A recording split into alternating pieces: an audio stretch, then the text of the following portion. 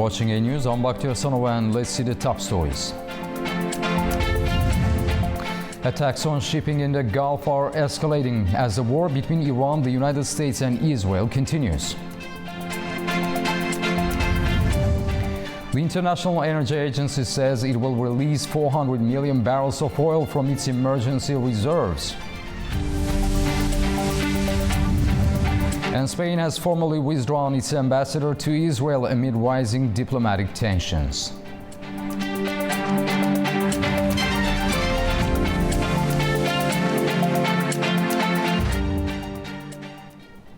Oil tankers have been targeted and commercial vessels fired upon as tensions escalate across the Middle East. The attacks have unsettled global energy markets, sending oil prices sharply higher amid fears that the conflict could disrupt supplies. Attacks on shipping in the Gulf are intensifying as the conflict between Iran, Israel and the United States spreads across the region. 2 fuel tankers were set ablaze in Iraqi waters after explosive-laden boats attacked them late Wednesday. Authorities said the vessels, the Marshall Islands-flagged Safe Sea Vishnu and the Malta-flagged Zephyros, were struck in a ship-to-ship transfer area, leaving 1 crew member dead. In a separate incident, at least 3 ships were hit in and around the Strait of Hormuz, including the Thai-flagged Mayuri Nari, one of the world's most critical routes for oil and liquefied natural gas shipments. Iran claimed responsibility for that attack, saying the vessel had ignored warnings while passing through the strategic oil corridor. US President Donald Trump said American forces had destroyed 28 Iranian mine-laying ships during the conflict and signaled Washington was closely watching developments in the strait. And now we're going to look very strongly at the straits. The straits are in great shape. We've knocked out all of their boats. They have some missiles, but not very many. I think we're in very good shape. The main thing is we have to win this. They win it quickly, but win it. And there are many people, I'm just watching some of the news, most people say it's already been won. It's just a question of when. When do we stop? The United Nations Security Council has passed a resolution demanding Iran halt attacks on Gulf states, warning they breach international law and threaten international peace and security. Iranian President Masoud Pezeshkian said Tehran would continue its attacks on US and Israeli targets until it believes the threat against Iran has ended. He also said Iran remains committed to regional peace, but insists the war can only end if what he described as the country's legitimate rights are recognized and guarantees are provided to prevent future aggression.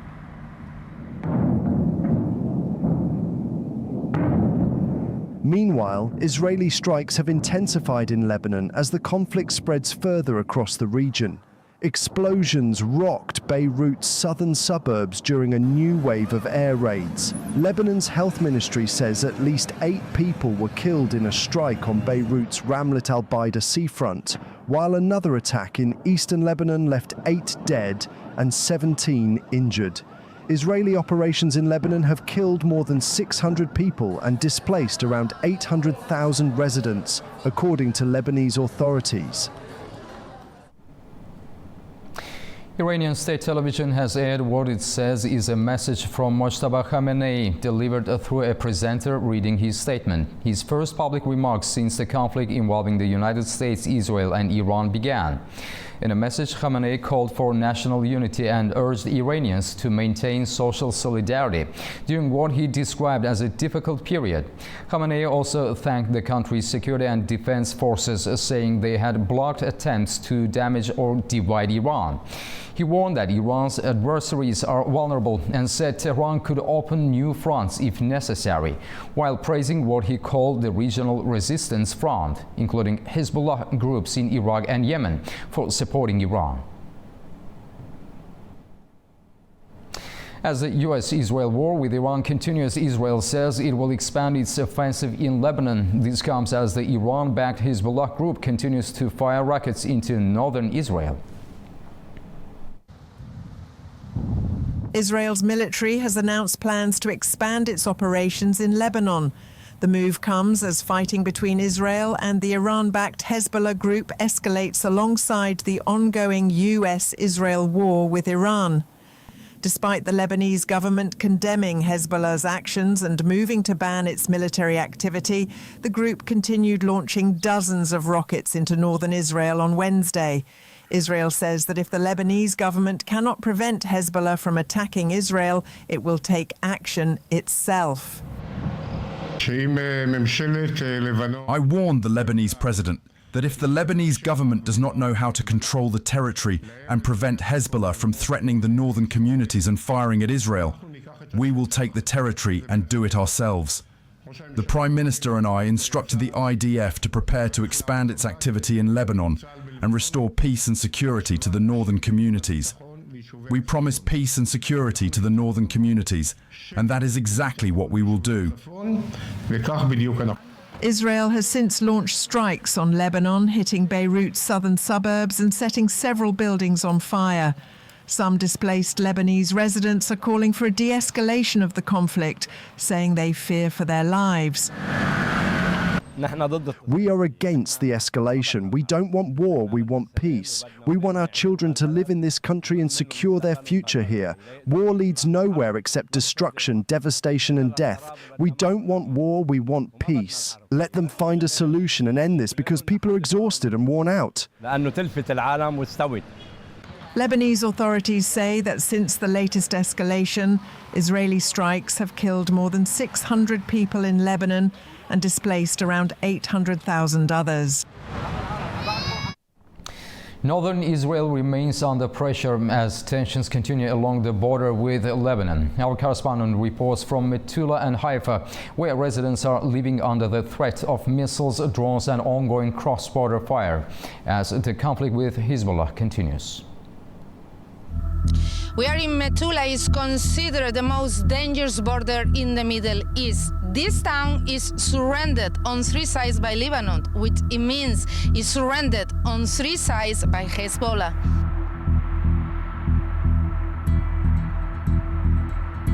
Here, the artillery sounds constantly. Also alerts because of incoming missiles and drones, sometimes up to 27 times in a single night.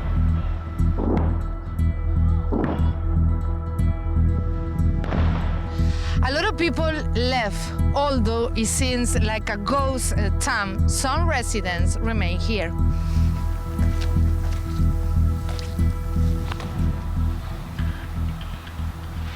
Even the current situation is a surprise, but we found Bella Cafe is open. Here is Or. She works here. How come? How can you have this place open? So I can tell that I saw from the first day that everything started here, that it's so important that we be here from our community, for the people who stay here in Metula. It's so make us strong that we are together.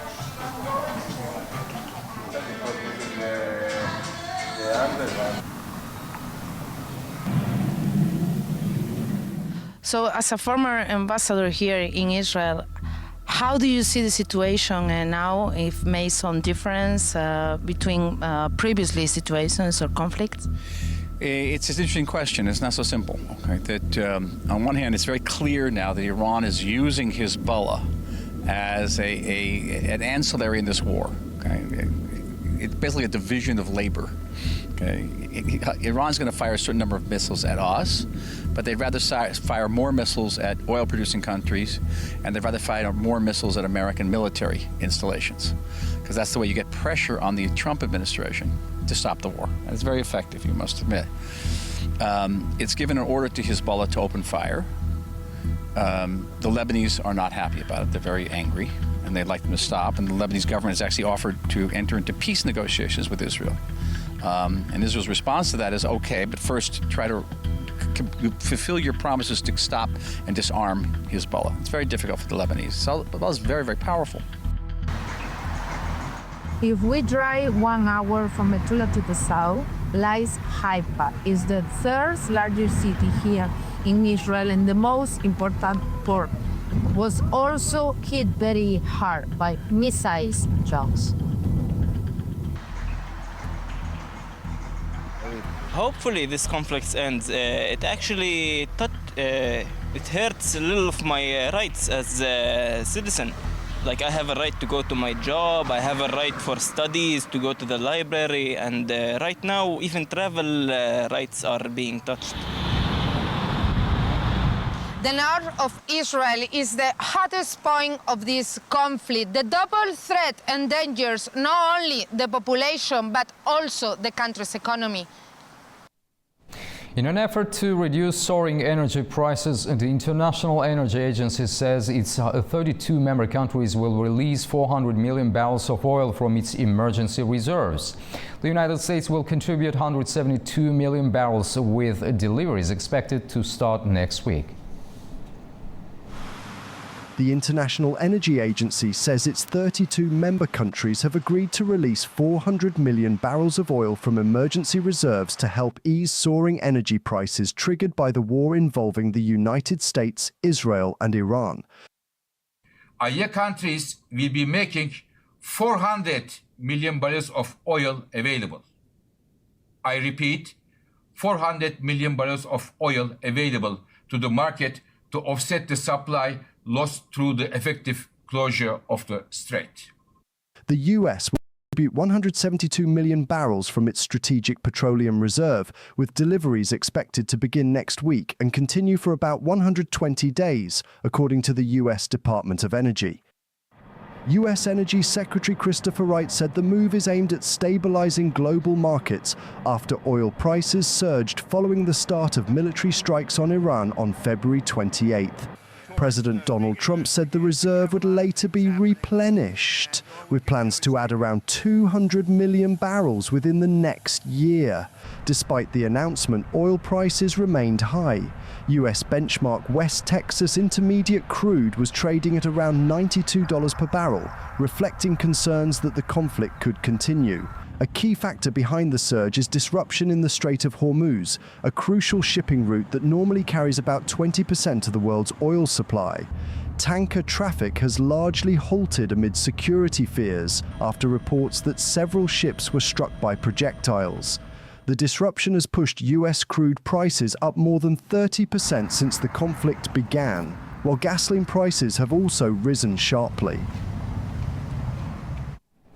Spain has formally withdrawn its ambassador to Israel amid rising diplomatic tensions. The move follows disputes over Spain's criticism of Israeli military actions in Gaza and recent US-Israeli strikes on Iran. Tel Aviv's embassy will now be led by a chargé d'affaires, a temporary diplomat until further notice. The Spanish government has officially dismissed its ambassador to Israel.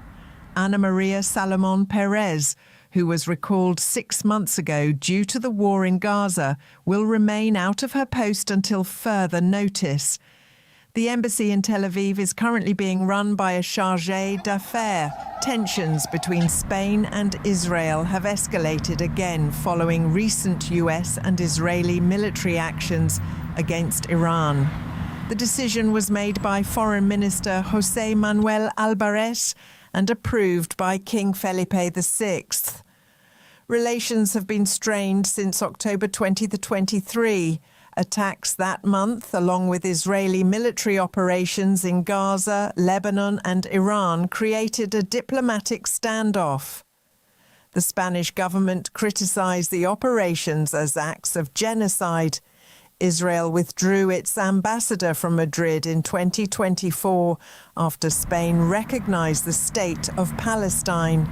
Last September, Ambassador Perez was recalled amid Spain's measures banning aircraft and ships carrying weapons to Israel from entering Spanish ports and airspace. Israeli Foreign Minister Gideon Saar described the move as anti-Semitic. Buenas noches. Nos estamos precipitando de manera muy peligrosa Prime Minister Pedro Sanchez has criticized the US and Israeli strikes on Iran as violations of international law. He also highlighted the issue during local election campaigns. Israel, in turn, accused Madrid of standing with tyrants. Sanchez has also angered US President Donald Trump over his opposition to the war, with Trump threatening to cut all trade with Spain. Spain's withdrawal of its ambassador marks a new phase in the long-standing strained relations between the two countries. The first passenger train between China and North Korea in 6 years departed Beijing on Thursday, heading to Pyongyang via Dandong. Tickets restricted to business visa holders were sold out for the journey, with the next service scheduled for March 18th.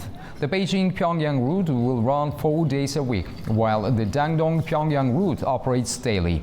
North Korea remains largely closed to most foreign tourists. China's biggest annual political gathering has wrapped up in Beijing, where leaders have set the country's economic growth target and outlined key policy priorities for the year ahead.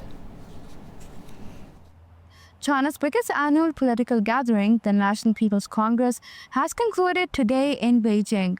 After about a week of meetings focused on the country's economic and policy priorities for the year ahead. The event, part of China's annual 2 sessions, brought together thousands of delegates from across the country to review government work, discuss key national issues, and approve major policy directions. During the session, Chinese leaders set a 2026 economic growth target of around 5%, showing a cautious but steady approach as the country faces challenges such as weak global demand, pressure in the property sector, and rising geopolitical tensions. Premier Li Qiang presented the government work report highlighting priorities including boosting domestic consumption, supporting technological innovation, and accelerating development in sectors such as green energy and advanced manufacturing. Lawmakers also approved China's annual budget and a rise in defense spending as Beijing continues efforts to modernize its military and strengthen national security. The conclusion of the NPC formally endorses the government's policy agenda for the coming year, emphasizing China's focus on maintaining economic stability while pursuing long-term development and technological self-reliance. Manu Makhtoum, A News, Beijing. Now we'll take a short break. Right after the break, we'll discuss rising tensions in the Strait of Hormuz and their impact on global oil markets. Stay tuned.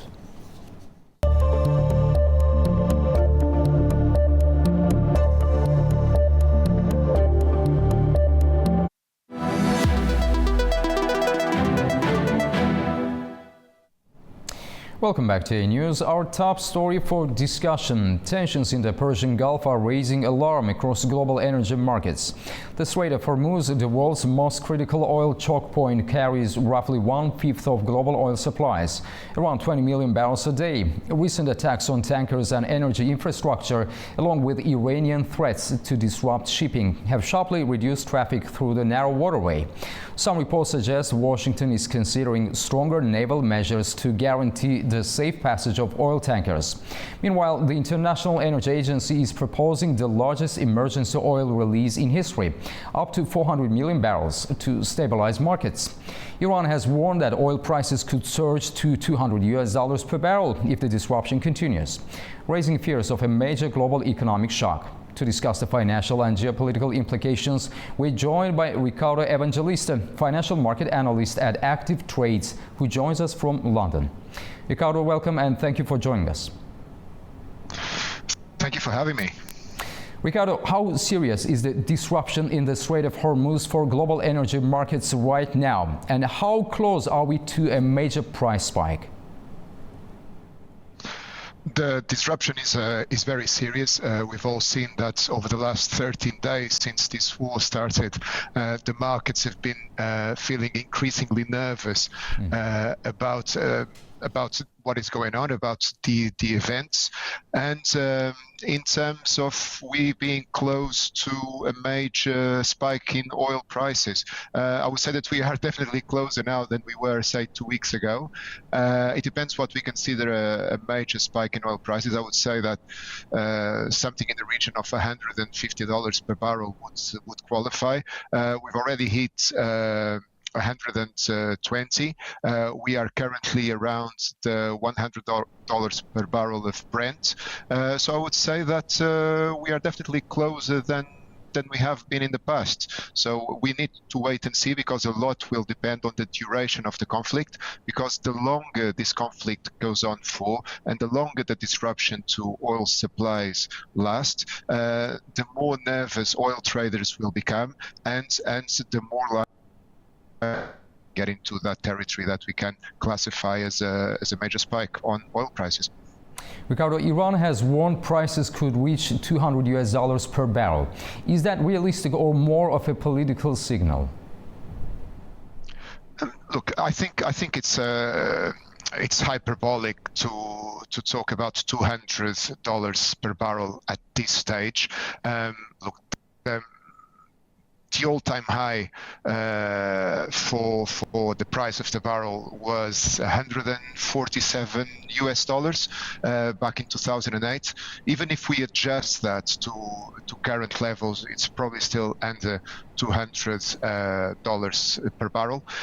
So I would say that it's an exaggeration, but it fits in well with an hyperbolic stance in terms of trying to threaten your enemy, because we all know that Iran's, in terms of a direct confrontation with the US, is not at the same level. So it's an asymmetric war, and Iran's greatest weapon at this stage is the capacity to impact global markets, and it can do that by instilling fear in economic agents, as well as by actually deploying weapons and target ships, for example. So I would say that at this stage, $200 per barrel seems a bit distant.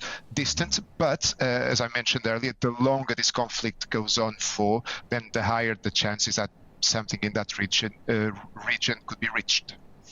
So some reports suggest the United States may consider military measures to secure shipping routes. How would markets interpret such a move? It's not clear at this stage, because it's been talked before, and President Trump mentioned that possibility before. Then some other members of the U.S. administration and military came back and said that perhaps it's not as easy as President Trump made it sound. So if there was a clear and realistic plan to conduct such an operation in the way that would reassure the markets that it would indeed prevent Iran attacking ships crossing the Strait of Hormuz, then the markets would very much welcome that, and there would be a relief amongst traders, and risk appetites would grow, and oil prices would decrease, etc.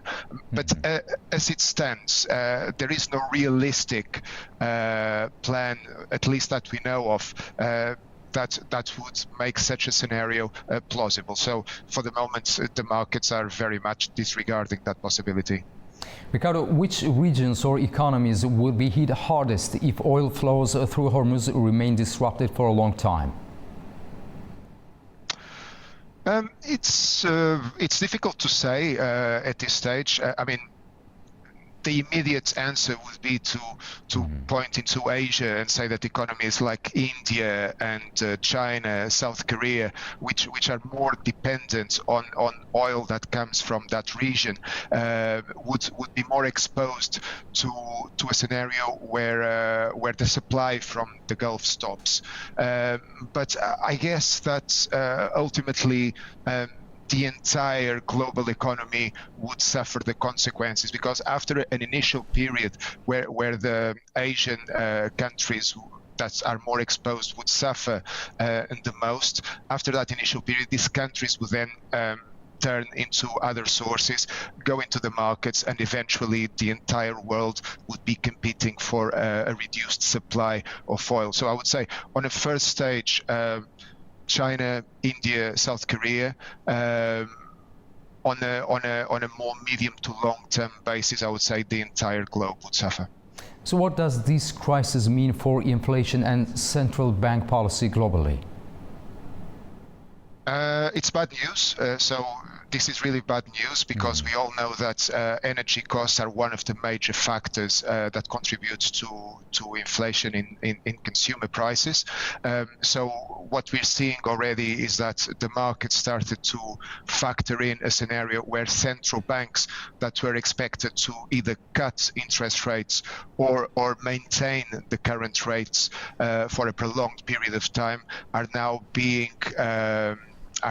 considering changing their stance in terms of monetary policy. And what the markets are already anticipating is a scenario where, for example, the Federal Reserve, that up until the beginning of the year was expected to cut rates 2 or 3 times in 2026. Now the base case scenario for once. So this is having an impact in the markets, and in particular the US dollar is strengthening on the back of these hawkish expectations for the being expected to cut 3 times to now be expected to cut only once because of the fears that inflation will return because of higher energy costs. Ricardo, in your view, could this situation accelerate the shift toward energy diversification and renewables? Yes, I see this shock. So it's another energy shock, and we've had a few over the last few years. In particular in 2022, with the Russian invasion of Ukraine and the sanctions that followed from there. So especially in Europe, that energy shock was heavily felt. Now we're having another energy shock, and what we've seen in Europe, at least, is that there is a growing investment happening in terms of renewables, adapting the electrical grid, for example. So we're seeing that this movement is gathering momentum, and I think this energy shock, if it indeed so if it lasts for a little bit longer, and then it will be harder to go back to normality. If this becomes an energy shock with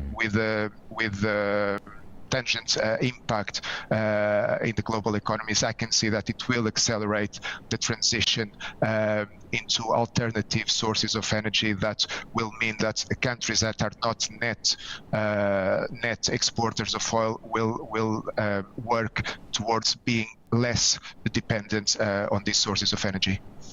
Ricardo Evangelista, financial market analyst at Euractiv Trades. Thank you very much for your insights and for being with us on the program. Thanks a lot. It was my pleasure. Thank you. Thank you. Now, after the break, we'll take a look at the major stories from the region.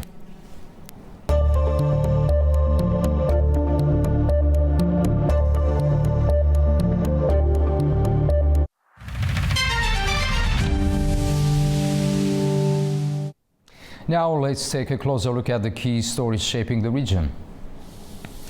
Azerbaijan is once again hosting the Global Baku Forum. The 3-day event organized by the Nizami Gencevi International Center gathered dignitaries, policymakers and civil society representatives from all over the world to talk on the pressing global issues.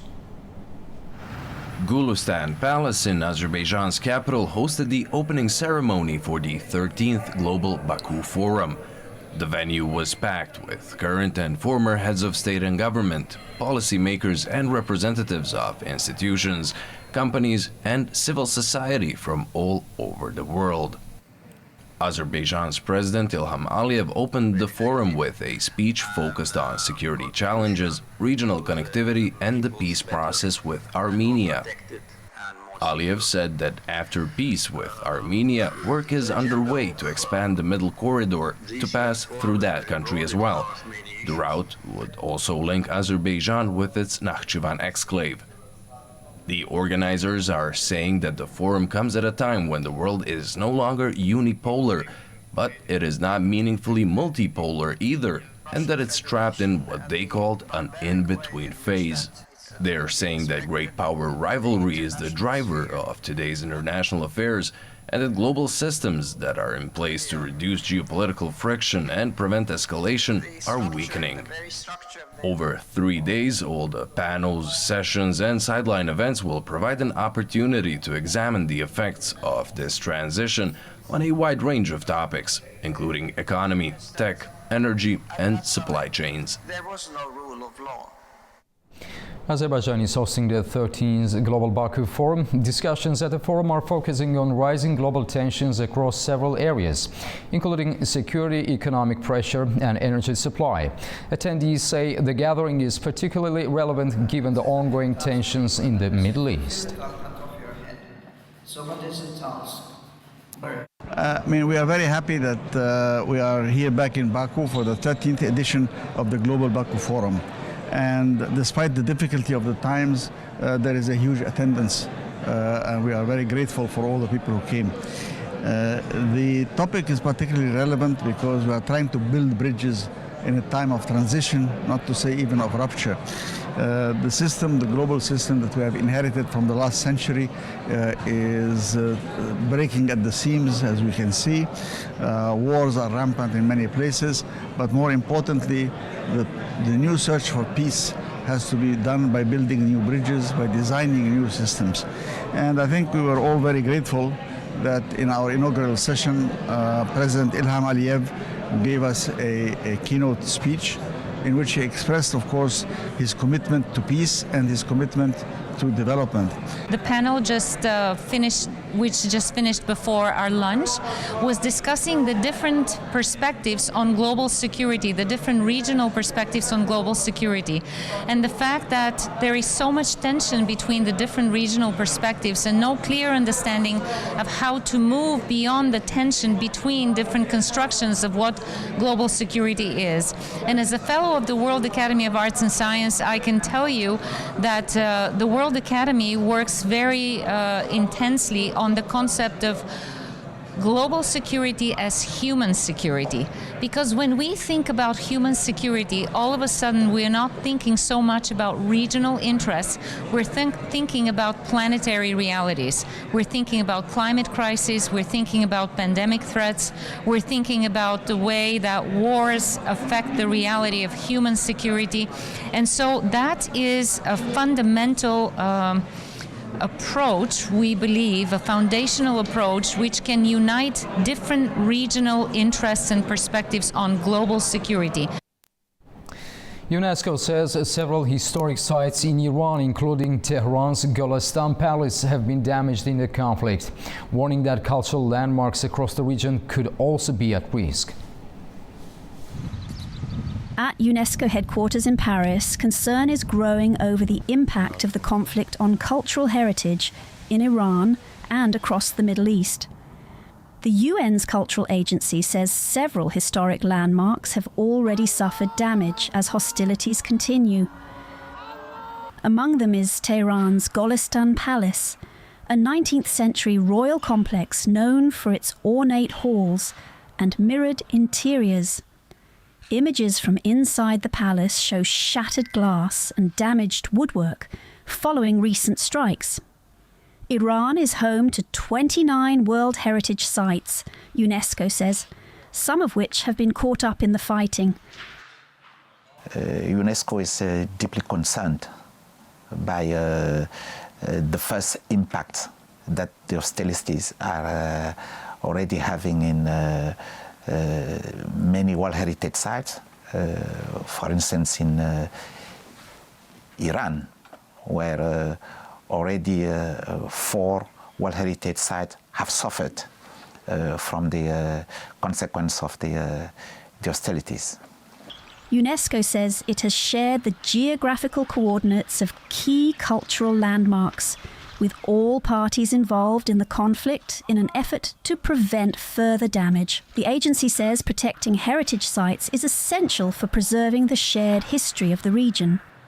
We learn that heritage protection is key, not only for the protection of the historical reference of all the people, but also because when time comes for peace, heritage contributes to favor reconciliation and recovery of the people from the traumatism.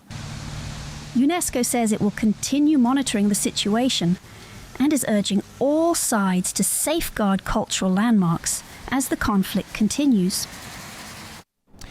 Iran's President Masoud Pezeshkian has laid down conditions of recognizing Tehran's inalienable rights, payment of war compensation, and international commitment not to invade Iran again for termination of the U.S.-Israel aggression on the Islamic Republic. Our Turaj Shiralilo has more from Tehran. The U.S.-Israel war on Iran has entered its 13th day, and I am reporting from a site bombed recently in capital Tehran. Iranian President Masoud Pezeshkian, in phone contacts with his Russian and Turkish counterparts, and Pakistani premier, has stressed that Iran will continue exercising its legitimate right of self-defense. In a post on X, he demanded recognition of Tehran's inalienable rights, payment of repatriation, and strong international guarantees by US and Israel not to invade Iran again as his conditions to accept an end to the ongoing war. Also in a separate phone talk with Omani Sultan, President Pezeshkian said that Iran respects sovereignty of its neighboring countries and favors strong relations with them. However, according to a statement released by President's office, he stressed that Iran only is targeting US bases in the regional countries which are used to attack it. Meantime, with no prospects of a de-escalation, Foreign Minister Abbas Araghchi has held phone contacts with his Russian, Indian, and Egyptian counterparts, as well as UN chief, who are reportedly in mediation efforts to end the war. In a new development, he stated that Iran's armed forces will take revenge of the US-Israel attacks against its civilian infrastructures, including recent bombing of a bank in Tehran when staff were there. Turaj Shiralilo reporting for A News from the bomb site in capital Tehran. Humanitarian aid from Russia is passing through Azerbaijan to reach Iran, with Baku backing relief efforts and regional stability. Reporting from the Astara border, our correspondent is on the line. While evacuating efforts continue here at the Astara border crossing, another development has been unfolding. Earlier, a shipment of humanitarian aid from Russia heading to Iran arrived in Azerbaijan on board an Ilyushin Il-76 cargo aircraft operated by the Russian Ministry of Emergency Situations. The plane delivered more than 13 tons of medical supplies. After being unloaded, the cargo was transported by road to Lankaran in the southern of Azerbaijan. From there, the aid convoy traveled towards the border town of Astara here, where the supplies are expected to be handed over to authorized representatives of the Iranian government. All in all, the operations here have been proceeding steadily, with authorities carefully coordinating both humanitarian aid and evacuation efforts in real time. Reporting from Astara, this is Rokhaya Bashamakh, A News. Armenian Prime Minister Nikol Pashinyan said on Thursday that the new constitution of Armenia should not contain any reference to the Armenian Declaration of Independence, arguing that the declaration was built on the logic of conflict and that an independent state could not be built on such a basis. According to him, Armenia is also actively working toward establishing lasting peace with Azerbaijan, even before a final agreement is formally signed. He warned that some forces oppose reconciliation, but said efforts are underway to make peace lasting. Here is what he told reporters.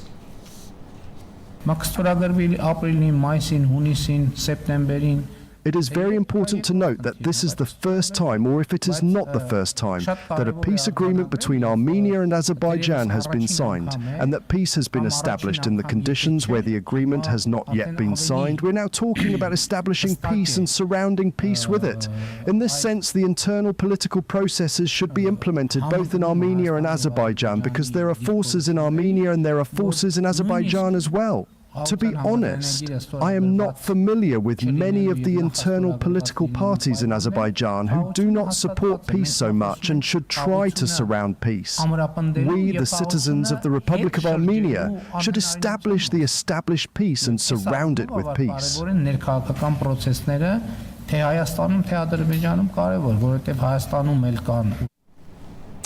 France is urging Europe to reduce its dependence on Russian uranium and look for alternative suppliers. One of the key partners could be Kazakhstan, the world's largest producer of the strategic metal.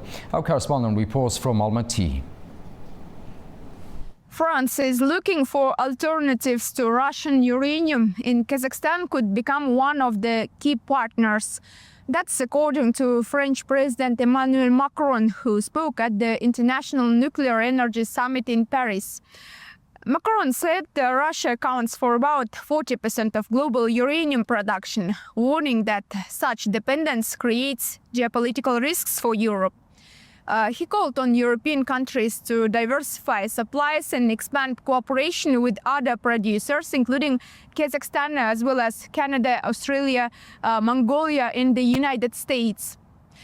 Kazakhstan has held the position of the world's largest uranium producer for several years.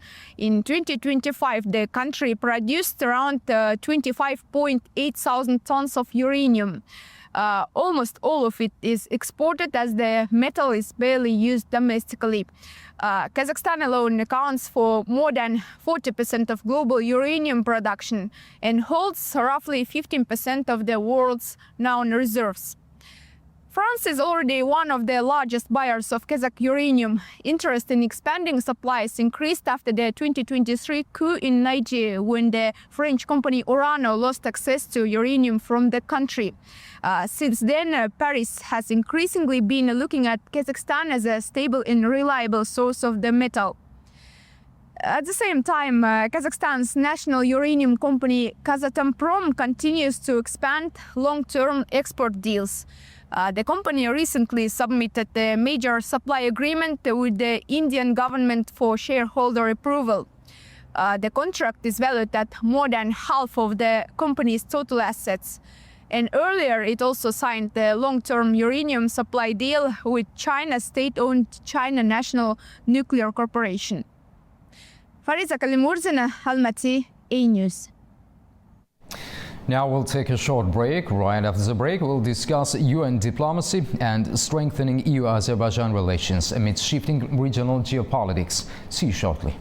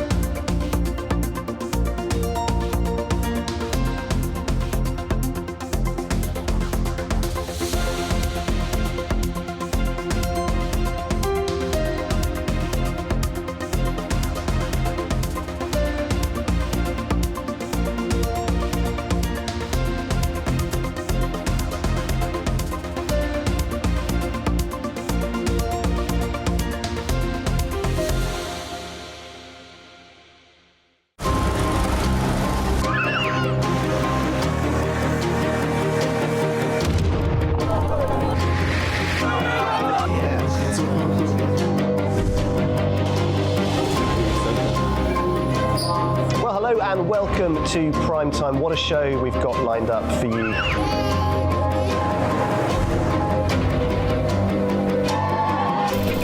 In a complex world, clarity is power.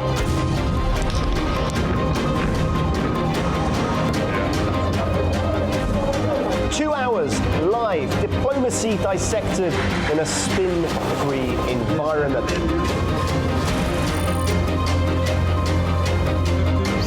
That's Prime Time with me, Guy Schoen, weekdays on A News.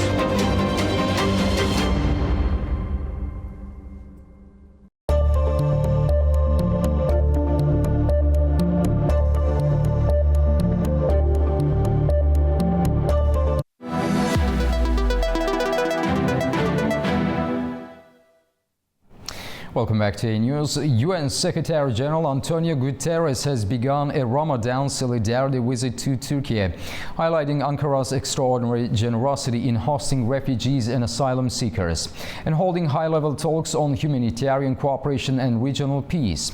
He is set to receive the Atatürk International Peace Prize and meet with Turkish leaders, including President Recep Tayyip Erdogan and Foreign Minister Hakan Fidan, as part of a schedule of diplomatic engagements reflecting UN-Turkey partnership and regional challenges. Meanwhile, in Baku, European Council President Antonio Costa wrapped up a significant visit with President Ilham Aliyev, reinforcing strategic cooperation between Azerbaijan and the European Union on energy security, transport connectivity and regional stability against the backdrop of shifting geopolitics in the broader region.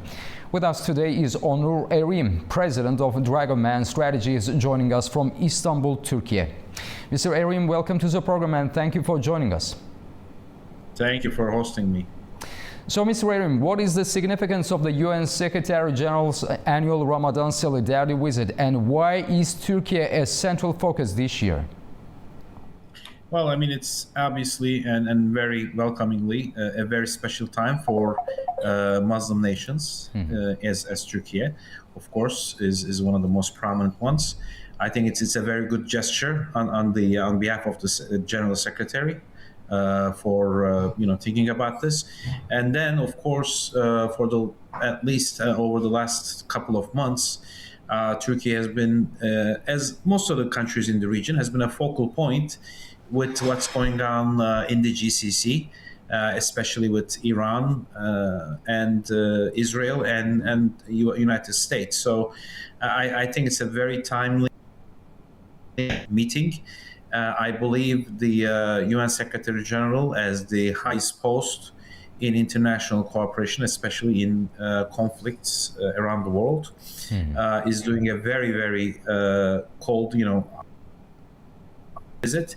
And as the people of this region, of course, we all pray to God that this actually comes out to be leads or serves to a more peaceful era, a more peaceful situation where children, women, civilians in general do not get hurt more than they already have.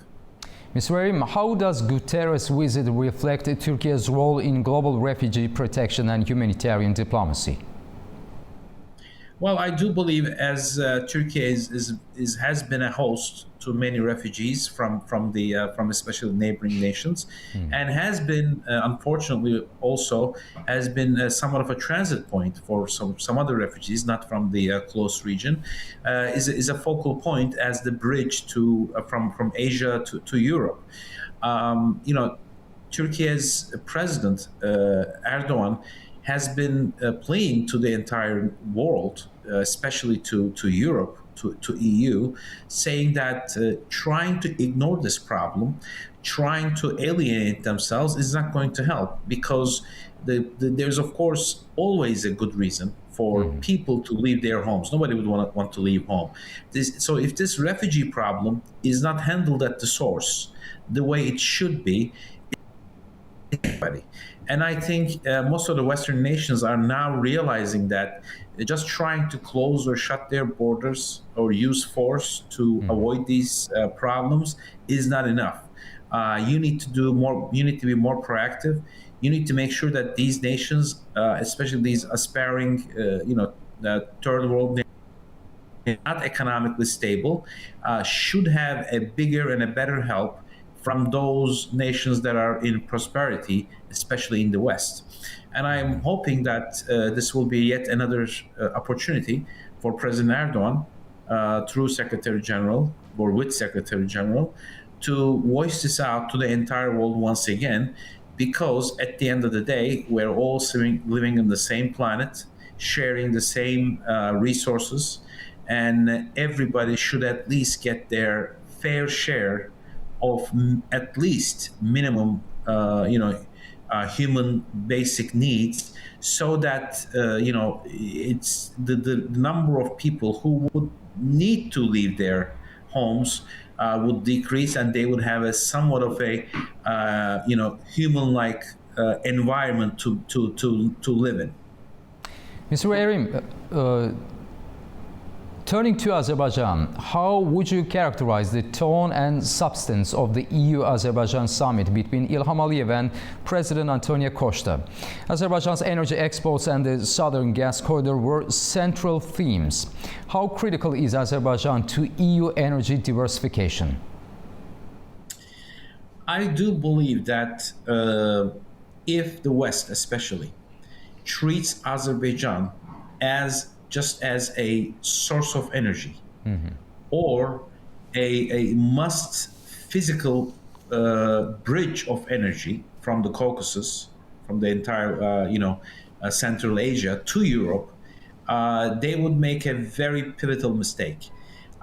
You cannot just treat Azerbaijan as a source of energy or as a bridge of energy.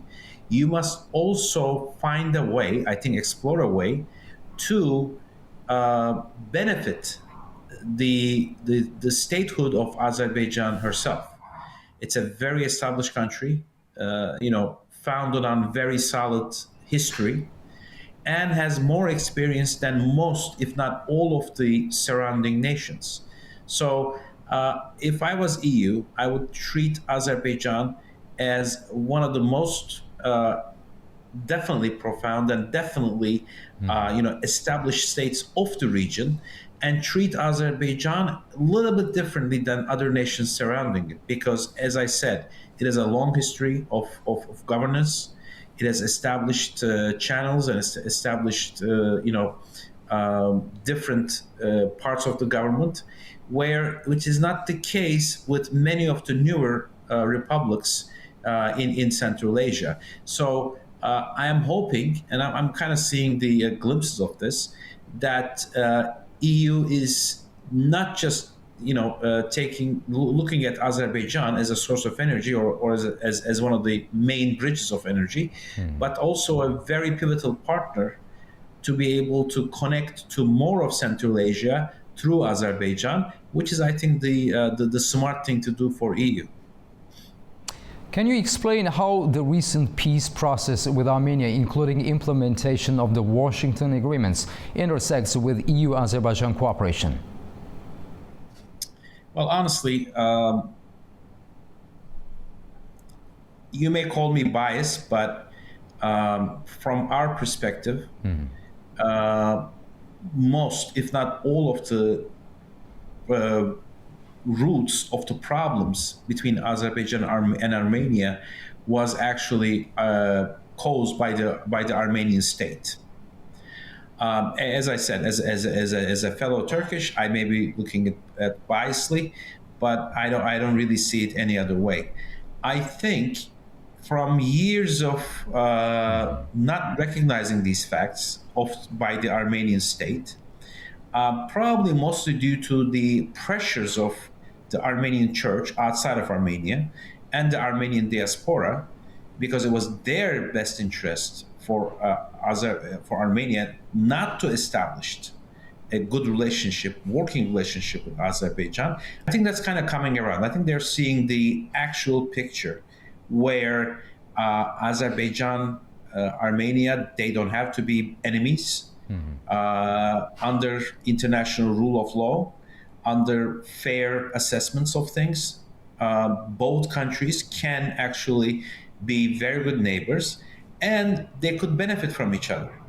And there is more for Armenia to benefit out of a better relationship with Azerbaijan than vice versa.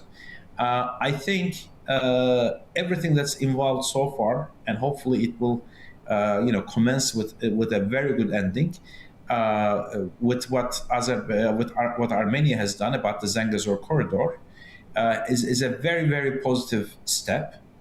And I think as the Armenians see the benefits of Azerbaijan instead of fighting it, I think it's better, because for them in a landlocked country, not that they really have any other choice, but neither Azerbaijan, if I'm wrong, but neither Turkey, which I do know, want to have bad relations with Armenia. They just want just relations. Everybody comes out as there doesn't have to be a case both sides lose. Onur Erim, thank you very much for talking to A News. We appreciate your time and expertise. Thanks a lot. That's the news for this hour. Stay tuned to A News for more updates. Thank you for watching.